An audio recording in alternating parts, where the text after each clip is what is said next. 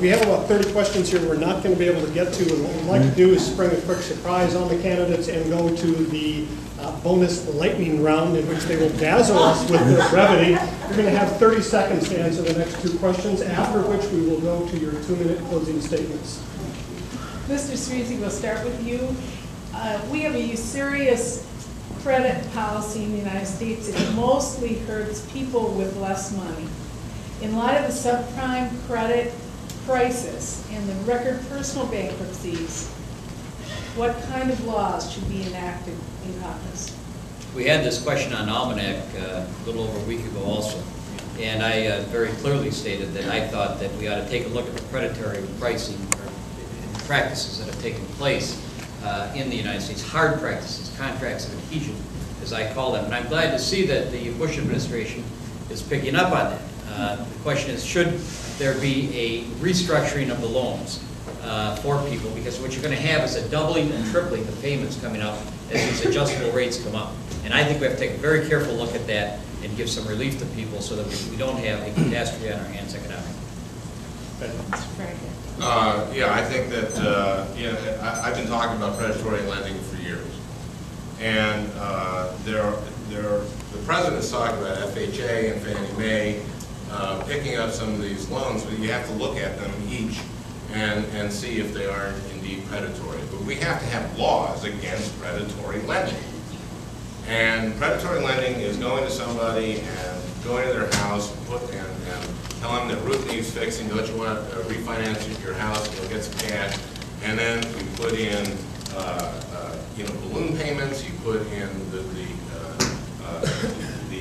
it starts at a low interest, it balloons to a higher interest. This is just unconscionable, and we need to be doing anti-predatory lending laws in Congress. Thank you. Mr. Coleman. At the Federal Trade Commission, beginning in the 70s when I was Deputy Assistant Director of the Bureau of Consumer Protection, we were suing companies for predatory lending at that very same time when we had a gas crisis. That type of practice is simply unacceptable. Not only should we have laws against predatory pricing, but we need to put the executives who are implementing this for these mortgage companies, these greedy corporate executives, we need to come down against them and put them in jail for engaging in this policy for the risk of corporate greed. That is simply unacceptable. We need to look at negative mortgages as well, which are taking people's homes and savings away as they get older under the false guise that they're going to be able to have equity left in their home, and it just doesn't happen. Well, I would just say, my wife Sarah works up on the in North Minneapolis for the Greater Minneapolis Council of Churches, and I just want to point out that predatory lending has had a terrible impact on poor people who are renters as well. So we see it affecting homeowners, but poor people have been hit by this in a variety of ways. We need to outlaw it. We also need to outlaw credit card companies from charging users rates, which are trapping people into a cycle of indebtedness in this country.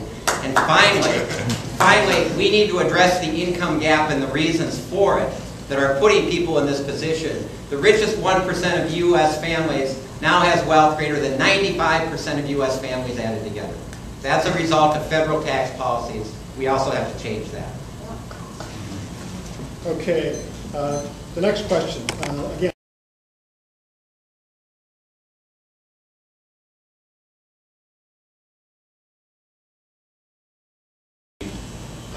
Standing up for working men, women, every color, every religion, and every sexual preference. I've been standing up for minorities, for underprivileged, for the voiceless, for giving them access to the U.S. Congress for decades in very many different commitments, personally and professionally. I've represented them. I've sued on behalf of them. I believe that we should have the opportunity to have all of the parties represented here in this debate.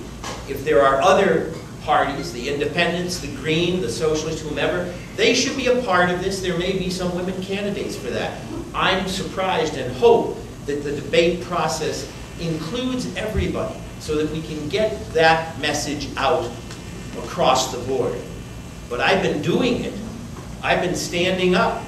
And I'm going to continue to do that for working women and working men. And I've worked with working men and working women, as I said, for many years. Thank you. I've traveled and studied in India, Ethiopia, Sri Lanka, Taiwan, Japan, Israel, Palestine. I lived and worked in Central America for a number of years. We've had refugees live in our home. My work over the past 30 years has been on economic justice, poverty, hunger issues, and maybe most importantly, I've advocated all those years that the single most important thing that we could be doing worldwide to change this world is to empower women and include them in decision-makings about development. And I'm the only candidate in this race that has a hyphenated last name.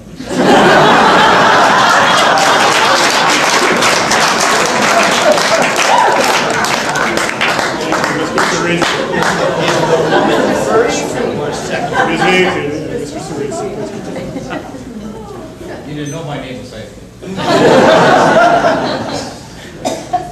Let me paraphrase Martin Luther King. I think most of us don't judge people by the content or by the color of their skin. I look at the content of the character. Defective products don't ask what color you are.